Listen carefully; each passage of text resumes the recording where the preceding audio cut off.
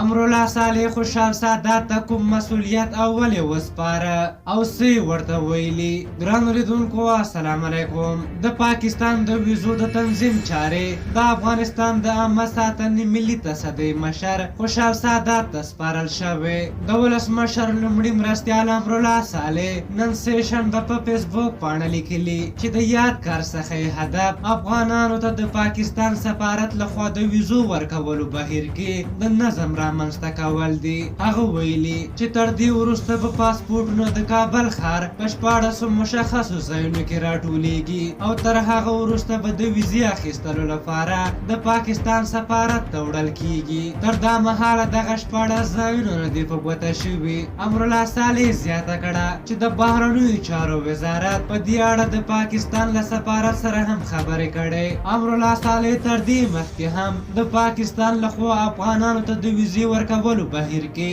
د نظم او شفافیت غوښتنه کړې وه او د پاکستان له سفارت یې غوښتنه کړې وه چې د ویزو شمیر دې معلوم کړي چې څومره ویزې د ورځې افغانانو ته ورکوی شي.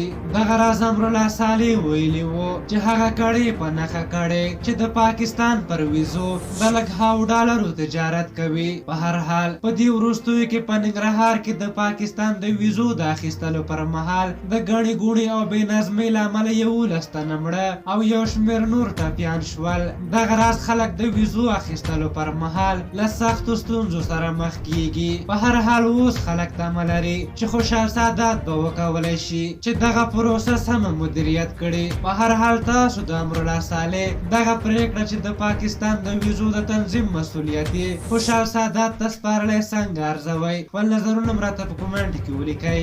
دا و د امرالله صالح د تازه پریکړې په هکله زموږ ویډیو که زموږ ویډیو مو خوښه شوې وي ضرور لایک کړئ. تر بلې ویډیو مو په لویه بخښنو کې خدای سپارم. د الله په امان.